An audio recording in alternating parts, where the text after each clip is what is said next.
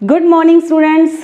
आज अपने करने जा रहे हैं यतीन्द्र मिश्र जी द्वारा रचित व्यक्ति चित्र नौबत खाने में इबादत। तो नौबत खाने में इबादत जो पाठ है वो किसके बारे में है, सबसे पहले तो ये पता होना चाहिए। तो इन्होंने लिखा है बिस्मिल्लाह खां के बारे में। किनके बारे में? बिस्मिल्लाह खां के बारे में। तो सबको पता होना चाहिए कि बिस्मिल्लाह खां कौन थे। तो ये थे प्रसिद्ध शहनाई वादक, भारत रत्न इनको मिल चुका है। शहनाई वादक, इनके बारे में इन्होंने यतीन्द्र मिश्र ने क्या लिखा है? एक व्यक्ति चित्र लिखा है। लेखन की विधा क्या है? व्यक्ति चित्र है। तो ध्यान में ये रखना है कि बिस्मिल्लाह खां के बारे में इन्होंने यतीन्द्र मिश्र जी ने इस पाठ में क्या कुछ बताया है। पता होना चाहिए कि कैसे ये शहनाई वादक बने, किस तरह से ये शहनाई के पूरक बन गए। तो देखें, सबसे पहले इन्होंने हमें ये बताया है कि इसके लिए क्या ज़रूरी है। अभ्यास। अभ्यास ज़रूरी है। कुछ भी सीखने के लिए, कोई भी काम अपने करते हैं या मुश्किल हो चाहे कैसा भी हो, यदि उसका अभ्यास बार बार हो रहा है तो एक दिन हमारे दिल और दिमाग में वो बैठ जाएगा, हम उसे भूलेंगे नहीं। अभ्यास ज़रूरी है। दूसरा उन्होंने बताया गुरु शिष्य की परंपरा ज़रूरी है, अर्थात गुरु का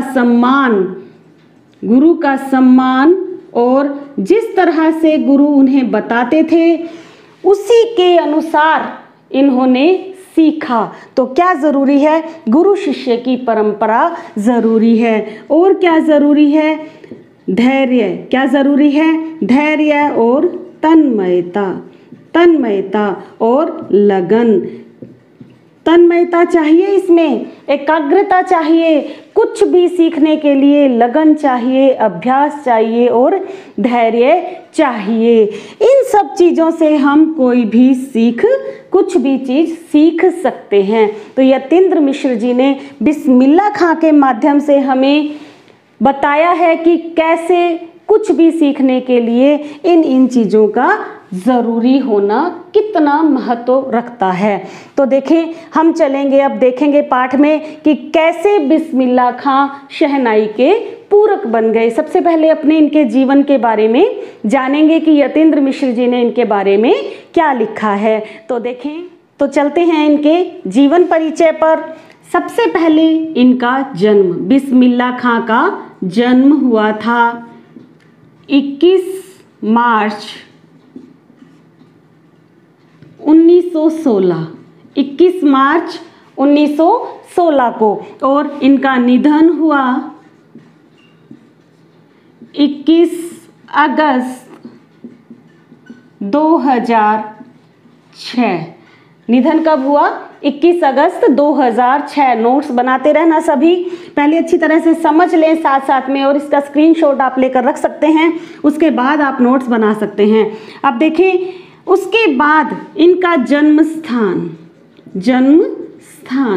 इनका जन्म स्थान था डूमराव गांव था। कहाँ? बिहार में इनका डूमराव गांव में जन्म हुआ था। इसके बारे में अभी अपने चर्चा करेंगे। इनका एक भाई था, उसका नाम था शमसुद्दीन।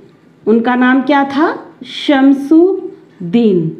और ध्यान रखना है कि बिस्मिल्लाह खां के बचपन का नाम क्या था। यहाँ लिख देती हूँ मैं अच्छी तरह से। बिस्मिल्लाह खां का बचपन का नाम क्या था? अमीरुद्दीन। ध्यान में रखना अच्छी तरह से,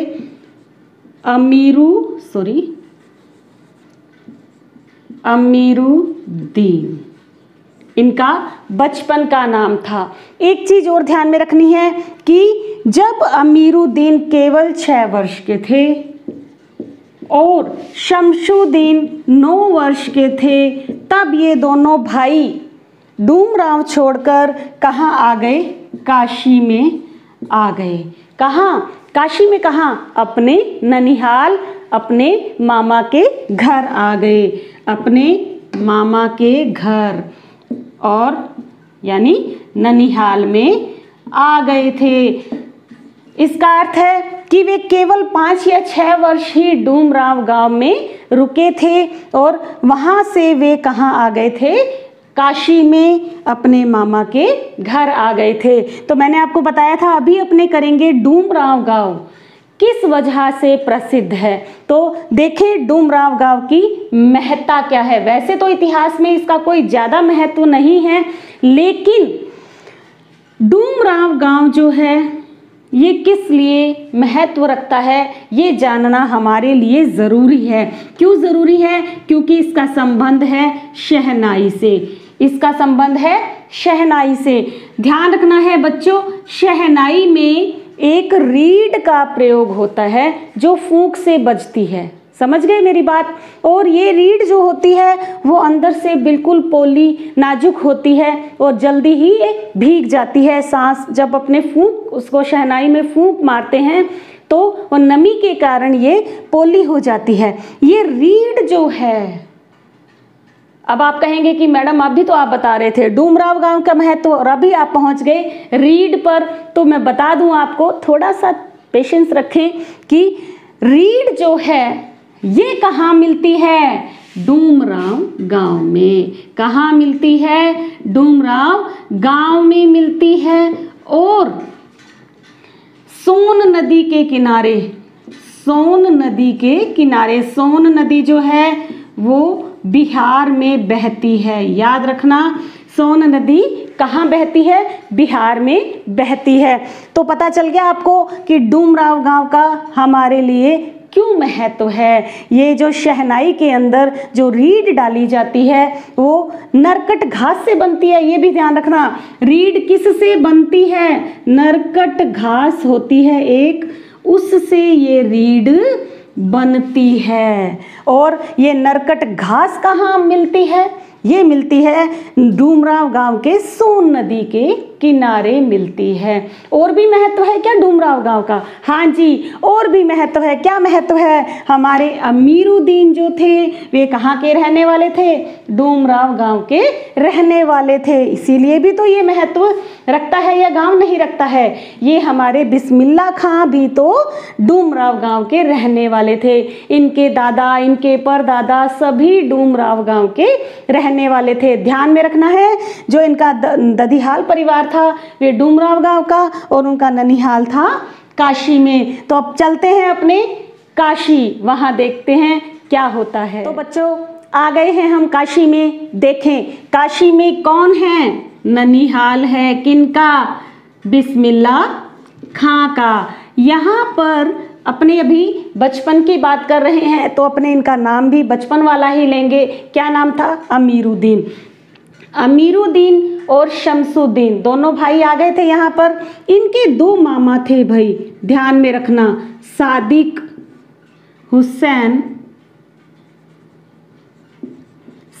हुसैन और अली बख्श। ये 2 मामा थे इनके,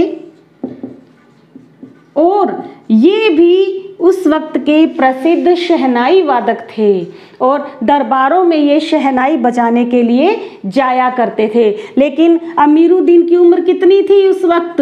मात्र 6 वर्ष। कितनी? मात्र 6 वर्ष। तो अमीरुद्दीन को नहीं पता था कि राग जो है वो किस चिड़िया को कहते हैं।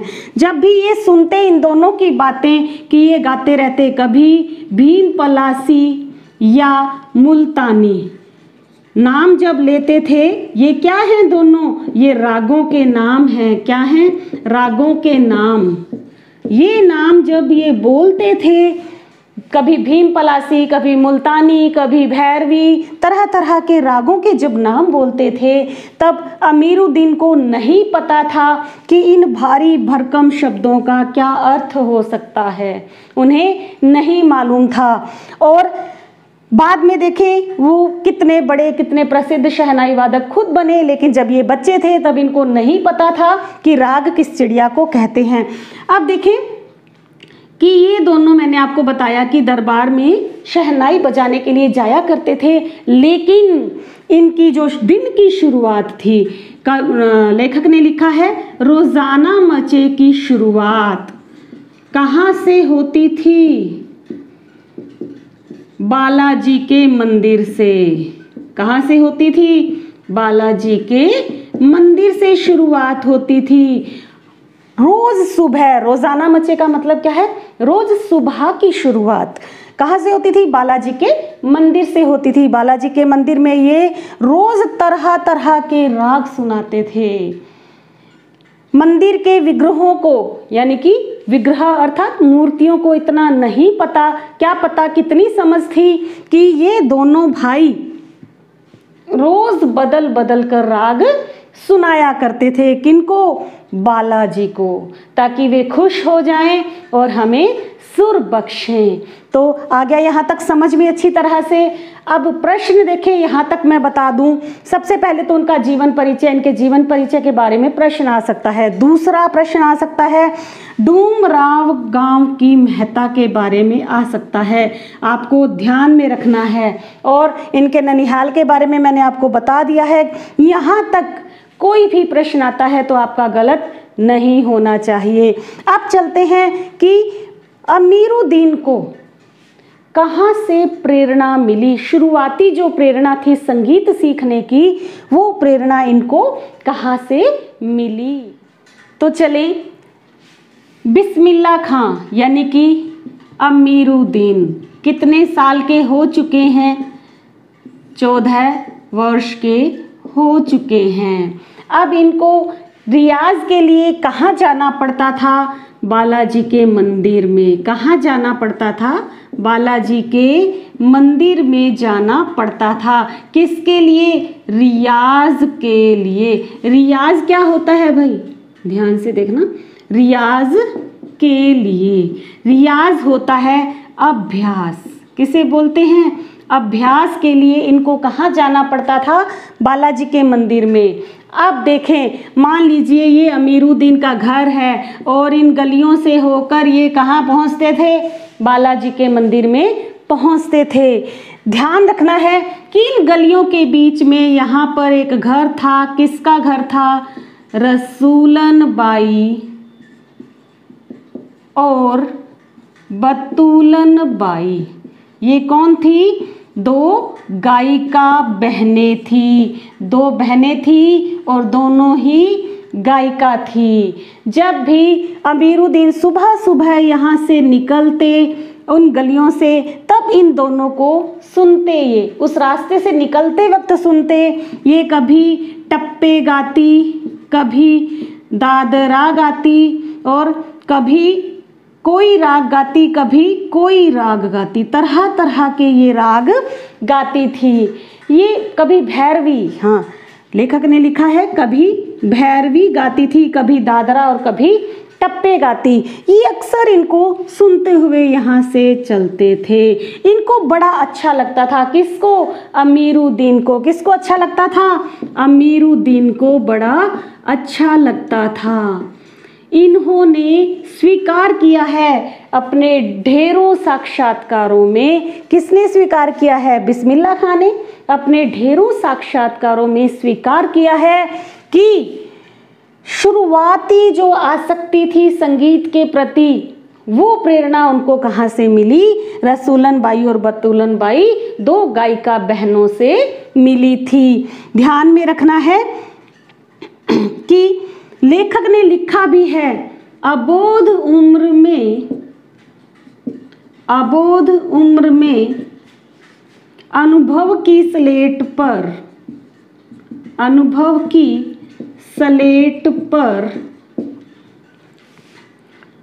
संगीत की वर्णमाला रसूलन बाई और बतूलन बाई ने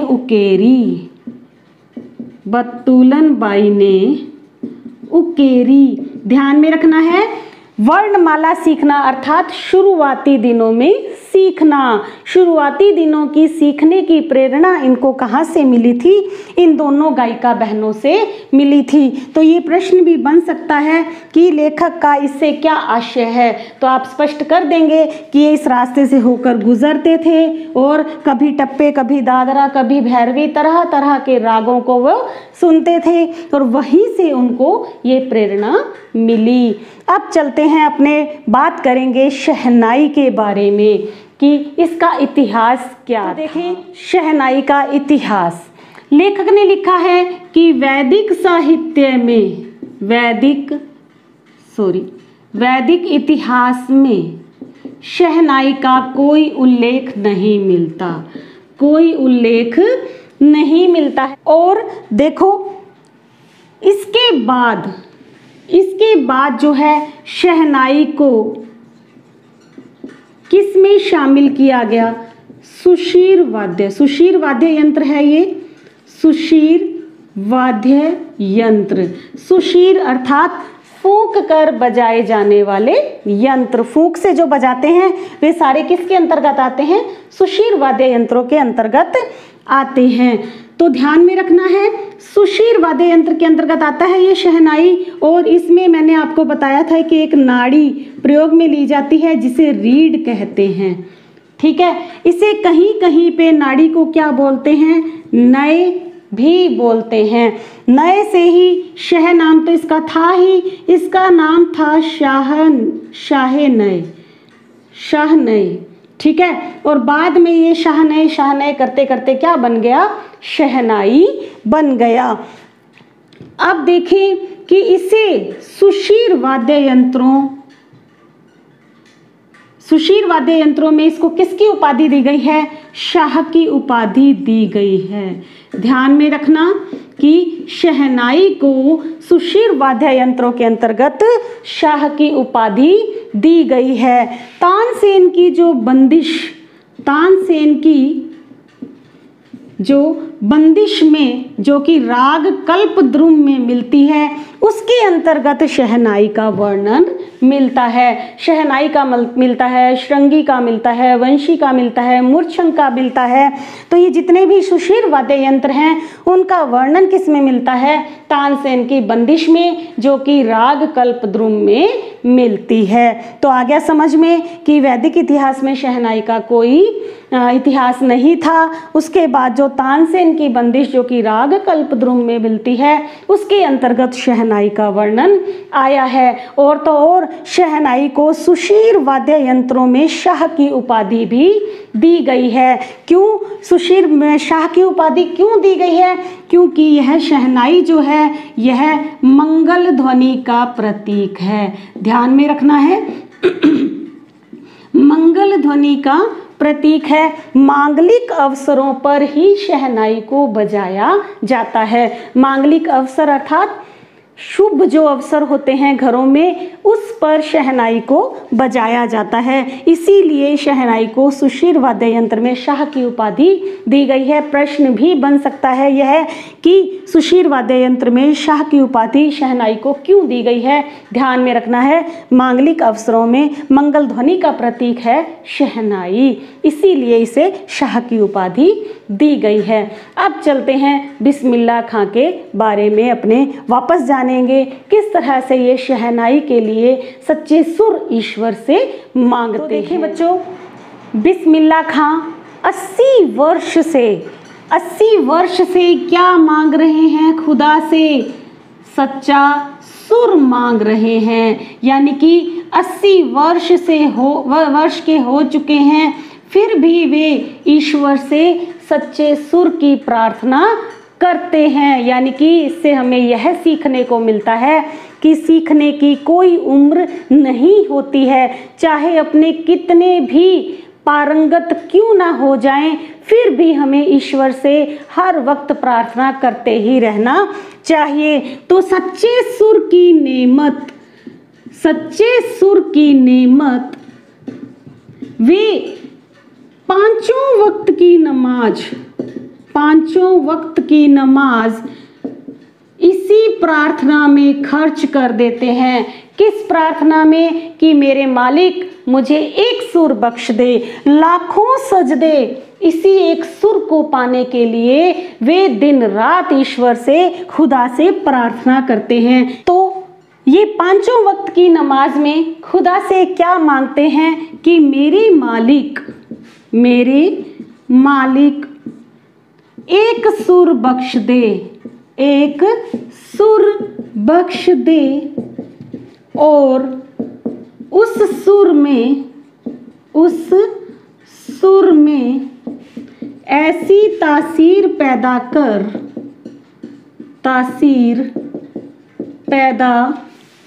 कर कि आँखों से मोती की तरह अनगढ़ आंसू निकल आए। यानी मैं जब भी गाऊं तब आँखों से मोती की तरह आंसू निकल आए। हे मेरे मालिक मुझे ऐसा सुर बख्श। और उन्हें यह यकीन है, किन्हें? बिस्मिल्लाह खां को यकीन है कि एक दिन खुदा मेरी ज़रूर सुनेगा और सुर रूपी फल जो है वो मेरी झोली में उछाल कर फेंकेगा और कहेगा, जा अमीरुद्दीन खा ले और कर ले अपनी मुराद पूरी। देखें 80 वर्ष के हो चुके हैं, फिर भी पांचों वक्त की नमाज इनके एक सुर पाने के लिए तड़प रही है। ईश्वर से हर वक्त ये सच्चे सुर की प्रार्थना करते रहते हैं। अब चलते हैं, तो देखिए एक बात और बताऊं मैं आपको, बिस्मिल्लाह खां और शहनाई के साथ एक मुस्लिम पर्व का नाम जुड़ा हुआ है। वह पर्व कौन सा है? मुहर्रम। ठीक है, यह जो मुहर्रम का त्योहार है, इसमें क्या होता है कि शिया मुसलमान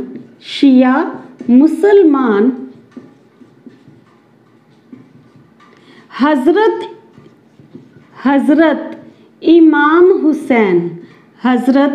इमाम हुसैन और इनके कुछ वंशजों के प्रति आज़ादारी मनाते हैं। आज़ादारी क्या होता है?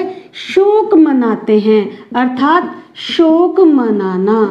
मुहर्रम के दिन क्या होता है कि शिया मुसलमान जो होते हैं वे हज़रत इमाम हुसैन की शहादत को याद करते हैं और इनके जो वंशज हैं उनके प्रति क्या करते हैं? आज़ादारी मनाते हैं। यह शोक जो है ये पूरे 10 दिन का होता है। 10 दिन का शोक होता है। इन 10 दिनों में ना तो शहनाई बजाई जाती है और ना ही किसी संगीत कार्यक्रम में हिस्सा ही लिया जाता है। अब 8वां दिन जो होता है वो खास महत्व का दिन होता है। इस दिन खां साहब अर्थात बिस्मिल्लाह खां क्या बजाते हैं? नोहा बजाते हैं।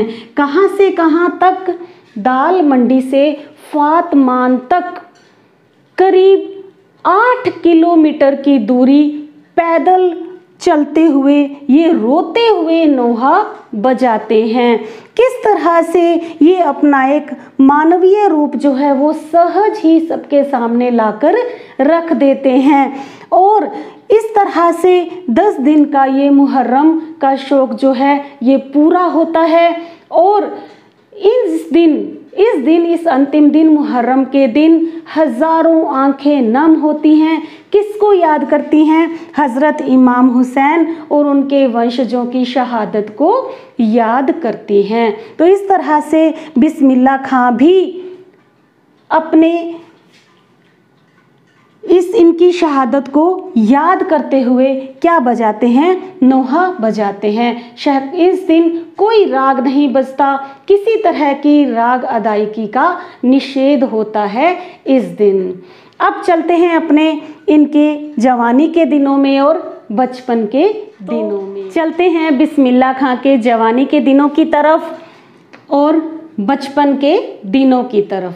जवानी के दिनों में ये क्या याद करते हैं सबसे ज़्यादा? एक तो पक्का महाल एक जगह का नाम है, वहाँ पर कुलसुम हलवाइन थी उसकी कचौड़ियाँ, क्या याद करते हैं? कुलसुम हलवाई की कचौड़ियाँ याद करते हैं। इनको कुलसुम हलवाइन जो थी, इनकी कचौड़ियों में भी इनको सारे सुर नजर आ जाते थे। कैसे नजर आते थे? कचौड़ियों में भी सुर कैसे नजर आ जाते थे कि जब भी कुलसुम हलवाइन कलकलाते तेल में कचौड़ियाँ चमकती थी। जैसे ही कचौड़ियाँ डालती कलकलाते हुए तेल में, उसमें से आवाज़ आती थी छन की, और इस छन की आवाज़ से ही बिस्मिल्लाह खां को सारे आरोह अवरोह नज़र आ जाते थे। इसीलिए इनको कुलसुम हलवाइन की कचौड़ियाँ बहुत ही, ये एक केवल संगीत प्रेमी को ही समझ आ सकता है, अपने जैसों की तो समझ के ये बिल्कुल बाहर है कि कचौड़ियों की आवाज़ से भी इनको क्या सुनाई देता था? संगीत सुनाई देता था। दूसरी बात इनकी याद करने वाली क्या है, जो ये अपने जवानी के दिनों की याद करते हैं या बचपन के दिनों की याद करते हैं? ये गीता बाली और सुलोचना कौन थी भाई? ये दोनों थी फिल्मों की हीरोइनें।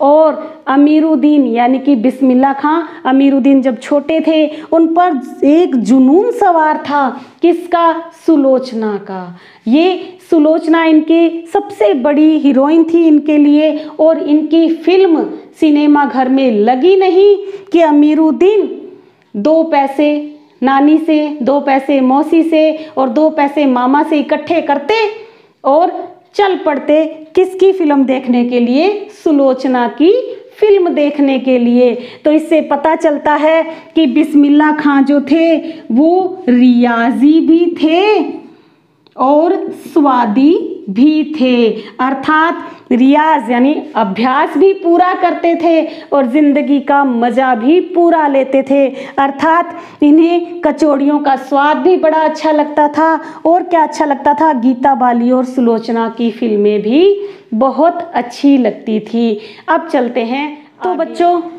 अब अपने बात करते हैं काशी की, जहाँ से इन्होंने शहनाई सीखी थी, जहाँ से इन्होंने शहनाई की तालीम हासिल की थी। क्या था काशी में बालाजी का मंदिर, विश्वनाथ जी का मंदिर, और तो और काशी में ही थे इनके नाना और मामा। यहीं से ही एक संगीत का आयोजन हुआ करता था काशी में, काफ़ी सालों से ही हुआ करता था। और हनुमान जयंती के दिन तो बहुत ही उत्कृष्ट गायन का आयोजन किया जाता था काशी में। शास्त्रीय और उप शास्त्रीय संगीत सभा का आयोजन यहाँ होता था। अब देखें कि जब कभी भी इनकी आस्था देखें आप बिस्मिल्लाह खां की, किसके प्रति? बालाजी के मंदिर के प्रति, विश्वनाथ जी के मंदिर के प्रति। क्या आस्था थी कि बिस्मिल्लाह खां को जब कभी शहर से या काशी से बाहर जाना पड़ता था, तब ये सुबह उठकर चाहे 5 मिनट के लिए या थोड़ी ही देर के लिए इस तरफ काशी की तरफ या बालाजी के मंदिर के तरफ उस दिशा में मुंह करके शहनाई ज़रूर बजाते थे। ये बिस्मिल्लाह खां की आस्था और आसक्ति का ही प्रतीक है कि मुसलमान होते हुए भी इनकी कितनी आसक्ति थी। इससे हमें ये भी सीखने को मिलता है कि हिंदू और मुसलमान एक ही हैं और ईश्वर एक ही है। सांप्रदायिक एकता का भी प्रतीक है बिस्मिल्लाह खां कि इनकी आस्था जो थी बालाजी के प्रति इतनी थी कि काशी से बाहर जाने के बाद भी बालाजी के मंदिर की दिशा की तरफ मुंह करके वो एक बार ज़रूर शहनाई बजाते थे। और देखिए, इनसे कभी पूछा जाता था बिस्मिल्लाह खां से कि काशी में ऐसा क्या है, तब बिस्मिल्लाह खां कहते थे कि काशी में क्या नहीं है, गंगा मैया यहीं, और संगीत यहीं, जहाँ से मैंने संगीत की जिस धरती, जिस ज़मीन पर मैंने संगीत की तालीम हासिल की, इसे छोड़कर मैं कहाँ जाऊँगा। अर्थात ना तो मेरे मरते दम तक ना तो ये शहनाई मुझसे छूटेगी और ना ही मुझसे काशी छूटेगी।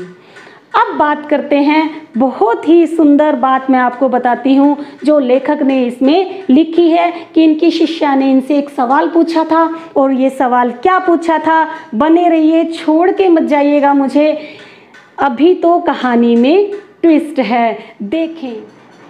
तो देखें, चलते हैं। बिस्मिल्लाह खां जी की एक बहुत ही अच्छी बात मैं आपको बताती हूँ कि एक बार बिस्मिल्लाह खां जी की एक शिष्या ने पूछा। किसने पूछा? शिष्य ने इनसे डरते डरते कहा कि खां साहब, आपको भारत रत्न मिल चुका है, क्या करते हैं आप? भारत रत्न मिलने के बाद भी आपने ये फटी हुई तहमद पहन रखी है। इतनी प्रतिष्ठा आपको मिल चुकी है और तहमद कैसी? फटी हुई। तब बिस्मिल्लाह खां ने क्या जवाब दिया, सुने कि धत पगली, शिष्या को क्या कहा? धत पगली, ई भारत रत्न हमें शहनैया पर मिला है, लुंगिया पर नहीं। तहमद अर्थात लुंगी, जो नीचे की तरफ पहनते हैं उसे बोलते हैं। तो बिस्मिल्लाह खां ने कितना सुंदर जवाब दिया कि ई भारत रत्न हमें शहनैया पर मिला है, लुंगिया पर नहीं। चलो फिर भी ठीक है, नहीं पहनेंगे, लेकिन यदि तुम्हारी तरह ऐसे ही बनाव सिंगार में लगे रहते तो हो जाती शहनाई। फिर शहनाई नहीं बजा सकते थे, फिर तो इसी काम में लगे रहते। और ईश्वर से मैं यही प्रार्थना करता हूँ कि फटा सुर ना बख्शें, फटा सुर ना बख्शें। लुंगिया का क्या है, लुंगिया का क्या है, आज फटी है कल सी जाएगी, कल सिल जाएगी। कितनी अच्छी बात कही है बिस्मिल्लाह खां साहब ने कि फटा सुर ना बख्शें। अपने मालिक से क्या प्रार्थना करते हैं कि सुर फटा हुआ नहीं होना चाहिए। लुंगी का क्या है, जो फटी है तो सिल जाएगी, लेकिन मुझे कभी मेरे मालिक फटा हुआ सुर ना बख्शना। कितनी अच्छी बात इनके लिए बिस्मिल्लाह खां साहब ने कही है। तो ध्यान में रखना अच्छी तरह से, ये पंक्ति आपका प्रश्न भी बन सकती है कि किस तरह से शहनाई सीखने के लिए इन्होंने लुंगी तक या अपने कपड़ों तक ध्यान नहीं दिया। क्यों? क्योंकि इनको ऐसा लगता था कि अगर इन चीज़ों में अपना समय बर्बाद करेंगे तो रियाज कब करेंगे। इन्होंने अपना पूरा का पूरा जीवन समर्पित कर दिया किसमें? शहनाई को सीखने में, सुरों को सीखने में इन्होंने अपना पूरा जीवन समर्पित कर दिया। अब देखें, इनको एक बात भी बहुत खटकती है। वो बात क्या है वो मैं आपको अभी बताती हूँ। तो वो बात क्या है जो बिस्मिल्लाह खां को खलती है? वो बात है पक्का महाल की।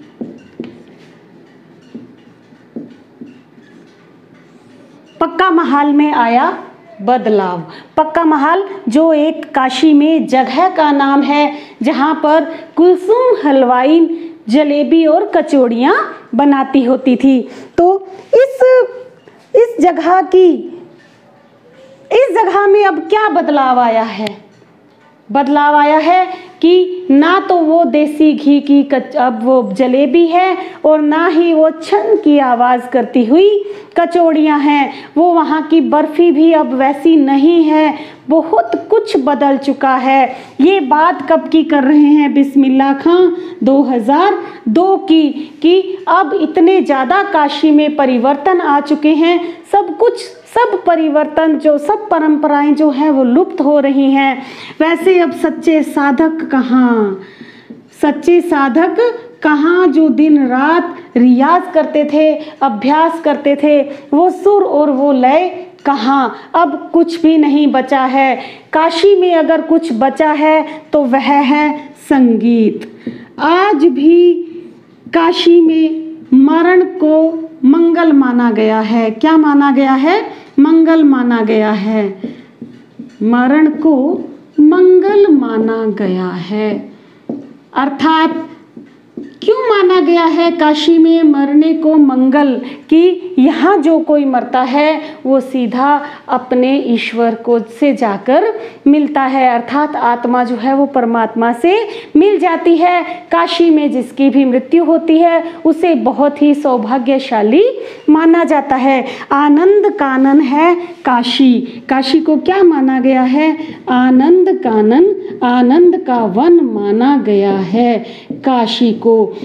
सब कुछ खलता है बिस्मिल्लाह खां को कि कितनी परंपराएं लुप्त हो चुकी हैं। वैसा जो पहले था अब वैसा कुछ भी नहीं है, लेकिन जो कुछ बचा है वह है अब एक संगीत बचा है, जिसके कारण काशी में आज भी मरण को क्या माना जाता है? मंगल माना जाता है। तो बिस्मिल्लाह खां कैसे थे? हिंदू और मुसलमानों में भाईचारे का संदेश देने वाले, जो बहुत सारे भारत रत्न और बहुत सारी मानद उपाधियों से सम्मानित हुए, आज हमारे बीच नहीं हैं। मैंने आपको बताया था 21 अगस्त 2006 को इनका देहांत हो गया और ये नायाब हीरा थे। प्रसिद्ध शहनाई वादक बिस्मिल्लाह खां नायाब हीरा थे, जो हमें भाईचारे का संदेश देकर गए और किस तरह से किसी भी चीज़ को सीखने के लिए कितने अभ्यास, कितनी तन्मयता, धैर्य और लगन की ज़रूरत होती है, ये भी हमें ये सिखा गए। तो कैसा लगा आपको ये पाठ? कमेंट बॉक्स में मुझे ज़रूर बताइएगा। अगले पाठ में फिर मिलेंगे, बने रहिए मेरे साथ। Thank you, have a nice day.